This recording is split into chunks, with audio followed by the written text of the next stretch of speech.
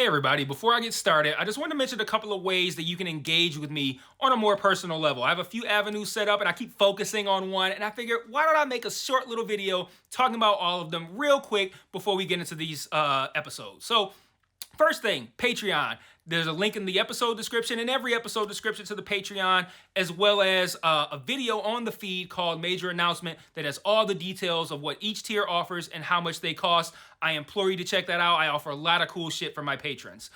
Second thing, the Discord channel. There's also a Discord link in the episode description and in every episode description. I have multiple channels set up there for each show that I'm covering, and it's a great way to just engage with me. I have a channel set up for MMA talk as well. I'm a big MMA fan, so if you're an MMA fan, you can check that out as well. There's a link to the Discord in the episode description. And then lastly, the Facebook and Twitter. Social media. Follow me on there. I post news on there. When I say news, I mean like, hey, I'm stopping covering this show. Hey, I'm starting covering this show. Let me know what you think about this. I do live watches of things on Facebook where like I'll check in and say I'm watching so-and-so show, and then I'll like live comment while I'm watching it, and that'll be cool if maybe you watch that show too and you want to watch along with me, or you're watching it later and you will see my thoughts, which are usually pretty entertaining because I'm usually pretty high when I'm writing them. So check out all those links in each episode description, and let's talk about this episode. Peace. One mic, one mic. Yeah. All I need is one mic. One mic. Yeah. All I need is one mic. One mic. One mic. Hey everybody, welcome back to One Mic, and today I'm here to talk about Season 2, Episode 7 of Paramount Plus's Mayor of Kingstown, entitled Drones. This episode title is named after kind of like the main plot of this episode. It revolves around this system of using drones to bring drugs into the prison that Gunner is utilizing. I'm going to explain that real quick, just because it kind of feeds into a second point that I want to make about this episode. And that second point will kind of feed into a theory. So you're gonna have to follow me for a second right quick. But to talk about this plot point that was introduced in this episode, so everybody in the prison is supposed to be kind of like in agreement that no one was gonna have the upper hand. So Gunner decides to use these drones, and if you remember, was that, I don't even know if it was last season or it was the beginning of this season, but the whole thing with the tennis balls, I feel like that was season 1, episode 1. But upgrade from tennis balls, I got drones dropping shit in. And Bunny's looking like, yo, what the fuck is this? No one's supposed to be having the upper hand, but he's got drones coming through like clockwork.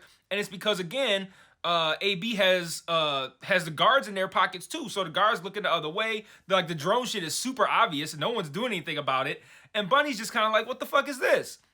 Now, the reason I wanted to talk about this up front isn't just because it ties to the episode title. I mean, that helps. But I would have talked about this up front because I feel like it's like a piece of hair's got on my beard or some shit. The reason I want to talk about this up front is because I think it's interesting to introduce this plot about these drones in episode 7. So we got 3 episodes left. And side note, I thought there was 8 this whole time because I have a brief subscription to IMDb Pro that I'm about to cancel because the one thing I needed it for it's not providing, and the second thing it just fucked up, which is these episode these episode counts.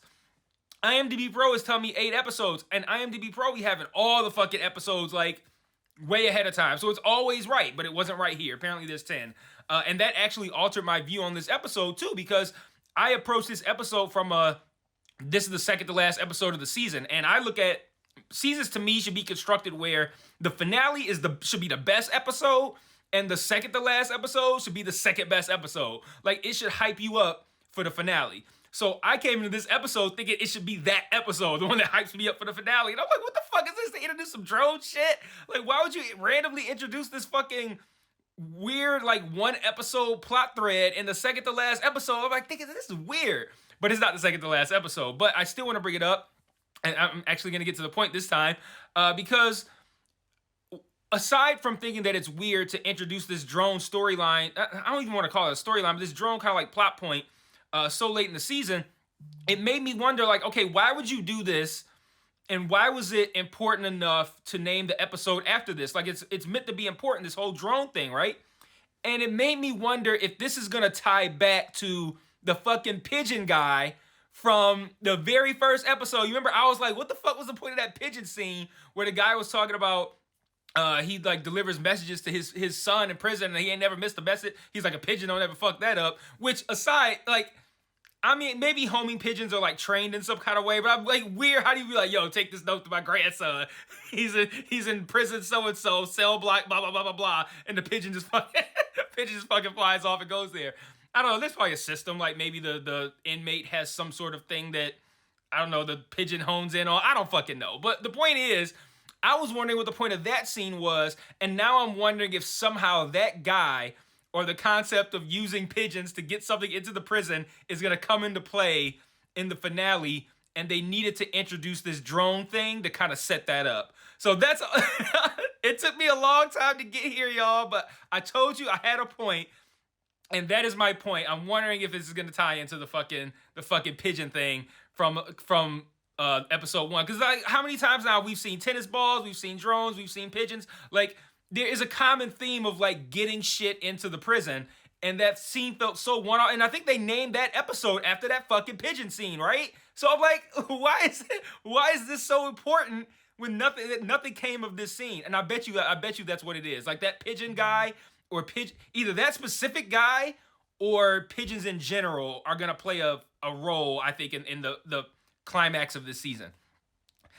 All right, so I spent a lot of time on that, but this episode, I feel like not a ton happened here. But again, now that I, one, understand that this is not the second to last episode, and two, I feel like the drone thing is not feeling that important right now.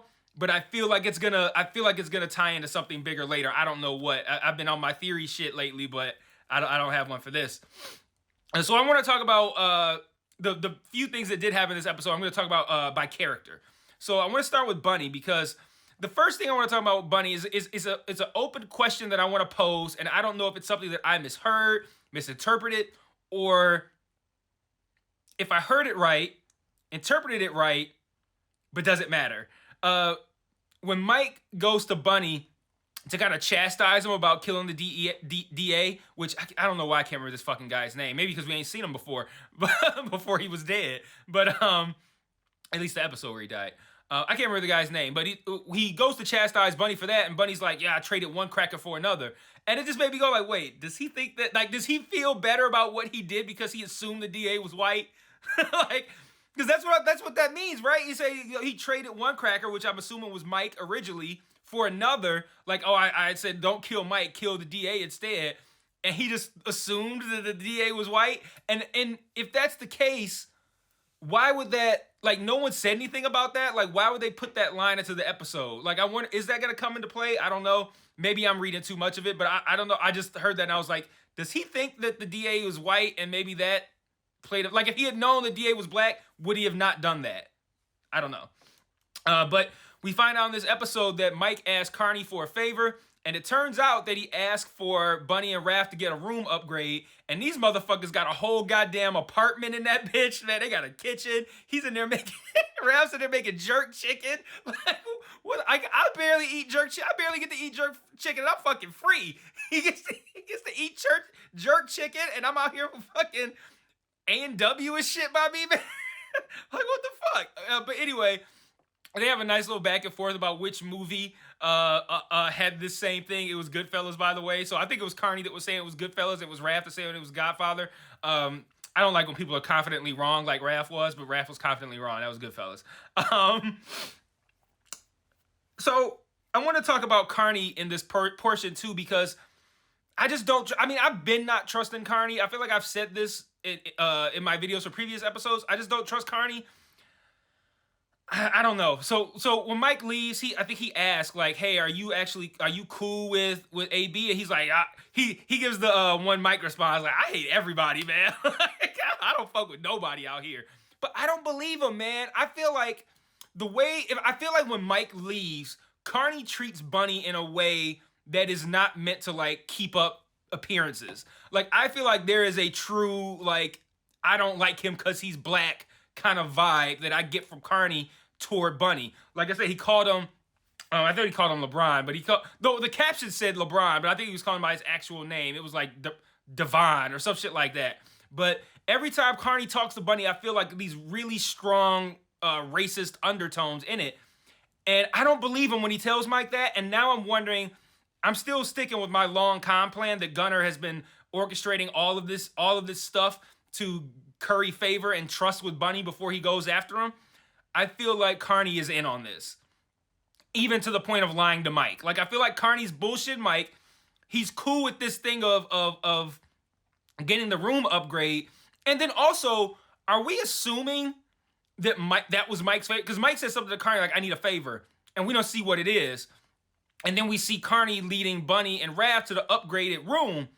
What if that was just like the next step in Gunner's long-term plan of gaining Bunny's trust? What if that was the next step? Because that's going to give him a lot easier access to Bunny now. Like, Bunny and Raph are squirreled away in a certain area of the prison that seems like it's not really accessible to guards. And from Bunny and Raph's perspective, they're probably like, freedom. This is as close freedom as we're going to get. From Gunner's perspective, he's probably like, I got the motherfuckers right where I want them. What if that wasn't Mike's favor? Mike's favor was something else, and we're being tricked into thinking that was Mike's favor when really that was Carney doing something for Gunner, and this is part of Gunner's I think long-term plan to gain Bunny's trust and take him down. Like, I'm like I find evidence for my theories that I like, and I like my long-term con theory about Gunner, and I feel like Carney's playing a part in that. So, I don't know. Let me know what you guys think. That's how I feel, though. Moving on to Kyle. Kyle has an interesting conversation with his captain about this whole heart attack letter thing, where Kyle makes all the points that caused me confusion when I was hearing about it last week. He's like, these guys are heroes. Like, what is going on? Like, the same kind of confusion. Like, it was a prison riot. Like what is going, like, what did we do? Like, what could we have possibly done? And the captain says it's like political and someone needs to take the fall for this. And I'm like, to me, this aspect of this story feels lazy. Like they're just kind of like they expect us to hand wave away how bad it is that prisoners escaped and started a riot. And we're supposed to be like, oh, somebody has to take the fall for this. Yeah, the fucking prisoners who escaped and started a riot, they take the fucking fall. Like, I do not buy that someone needs to go down for what happened in the prison that's on the authoritative side that's outside of the prison. Like, I don't, not even outside the prison, even if you one of the guards inside the prison. All bets are off. When the prisoners are free and killing motherfuckers, all bets are off. You can do, if I'm governor one Mike, and the prisoners break free, guards, you can do whatever the fuck you need to do, because all bets are off. I can't think of any other scenario in life that should be like allowed, like purge. Like, you do whatever the fuck you want. It's a prison riot. All bets are off. I'm sorry. I don't feel like somebody who's not a prisoner involved in a riot, because they orchestrated this, I don't feel like someone who's not a prisoner needs to be held accountable for this. And Kyle's confusion on that, I liked that, because now me and Kyle are like, what the fuck? This don't even make sense to me. So Robert knows who the guy is that snitched. He gave a name. I don't know the name, so I don't think it really actually matters. We'll probably meet this guy in episode 8 because Mike says he's going to go talk to him, but I don't know. I feel like this is one of those things where they're working toward an end that, of this heart attack letter thing, and they're just like, okay, we need to get to that point, and I feel like they're being super fucking lazy with getting us to that point, and we're just supposed to buy that someone needs to go down for the prison riot, and I refuse to fucking buy that. Like, and they're not trying to sell me on it either. They're not like, there's not a thing where the captain's like, well, Robert did, or some of Robert's crew did blah, blah, blah, blah, blah, blah, blah, giving examples of them being excessive or doing something where it would make sense that they would have to be held accountable for that. But he's just like, somebody needs to go down for it, political. I'm like, no, that's lazy. Like, I don't believe that they're just be like, for political reasons, somebody on the law enforcement side needs to go down. Not in a prison riot. Like, again, I could buy that in other facets of life. I don't buy that in a prison riot. So, I don't know. I feel like they need to do better with that.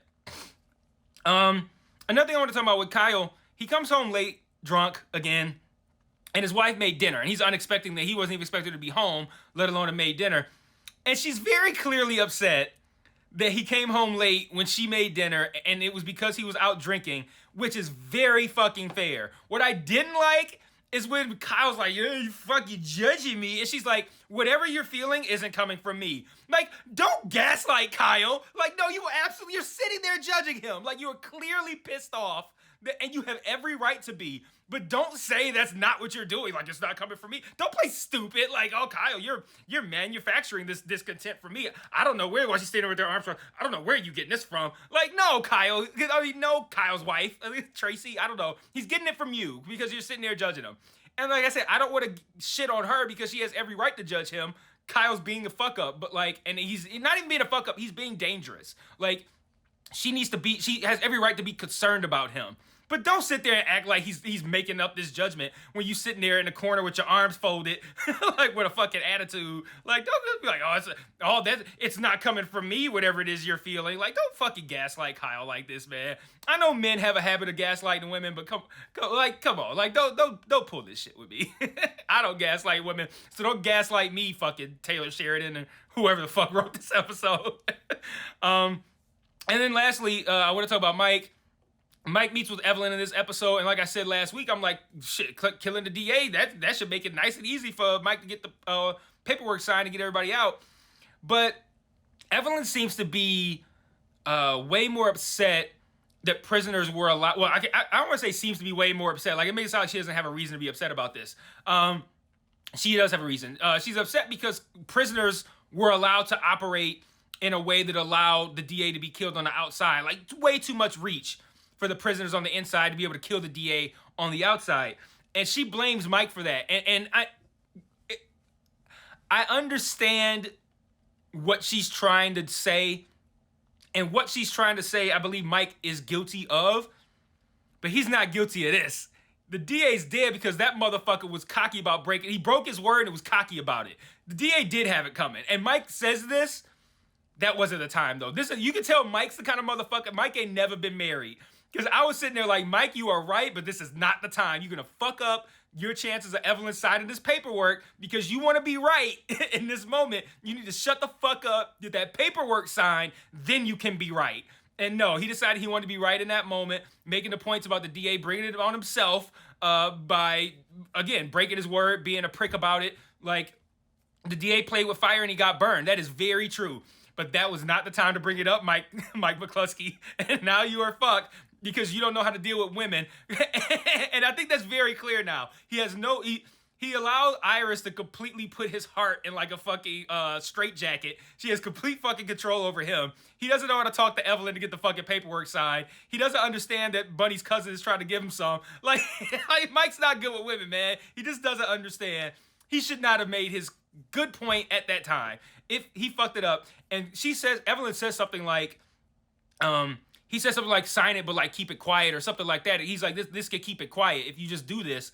And she's like, now's not the time to keep it quiet. She's like, quiet is for peacetime and we're at war. And I was like, damn, that's a cold ass line. But yeah, it's looking like Evelyn ain't gonna be signing that paperwork. So like at this point, I'm just like, okay, Bunny ain't getting out. So now it's a matter of, again, my theory that's the long-term Gunner Con. That's how we're gonna, I think, end this season. I'm excited for that. And then lastly, I want to talk about the ending. So Kyle, I don't even know why Kyle would have been in a place that Iris is working. Like every time we've seen Kyle, he's been at like dive bars with Mike and Ian. He's been in the same places. Why he was in this place that Iris works, I don't know. But he's in there, and she sees him. She bails. And then next we see Kyle outside in what looks like almost like a crime scene, like someone died. He's calling Mike. Mike's not picking up the phone, but his phone's on his desk. And then Kyle says he found Iris. Now, I assume we're supposed to have questions about what's going on, but I just want to lay out, that's very unclear.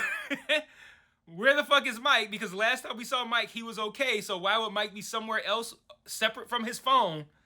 And then why is Kyle now outside and there's like police lights and it looks like somebody's dead? And he's just like, yeah, I found Iris. Like the call sounded like the call he would have made when he saw her across the room. Like that's when you pick up your phone to club, like, yo, Mike, I found Iris. when you standing outside, it's like, I don't know if it was caution tape, but it's like, caution tape and police lights and fire engines and shit. It's like, yeah, I found Iris. Like, I don't know. That was an unclear ending, but I'm pretty sure it was meant to be, and I'm fine with it. It better not be. Like, I better come to understand that there was things that were intentionally left out there, but I think they've proven that they do that. A couple of quick thoughts before I close. Again, I mentioned Mike don't know how to deal with women. One of the Crips in that scene where Mike breaks up the AB people who are in the Crip neighborhood, and then he sends the AB guys on their way, and then the Crip talks to Mike a bit afterwards. He's like, yeah, Rhonda said you need to come check on her. That's the second time. Yeah, you remember in the whatever episode they introduced Rhonda, I said, white men, if a black woman calls you a pretty ass white boy, you are in. This is another one. Like the Crips like, yo, Mike, Rhonda said for you to come check on her. Come check on her mean drop dick off. Like, he needs to go over there right now. Like, that's what I'm like, Mike just don't know. Like, she would not have been like, hey, yo, if you see Mike McCluskey, tell him to come in and check on this. Like, that was not a, I feel unsafe, so send Mike McCluskey here. Like, no, that was like, I want to see pretty ass white boy again. He need to come up in here and check on me. No, And then, we see this Charlie character again that Ian's been meeting with. And Ian mentions a trip to the dentist to get him out of the prison. I'm wondering what the nature of their relationship is, and I'm wondering what Ian's plan is with Charlie. Which we're meant to be wondering those things, but I'm wondering if maybe, what if Charlie is like Ian's brother, and he's clearly like off his rocker. He's murdered a bunch of people. What if Charlie is Ian's brother, and this is, that's why Ian's talking to him.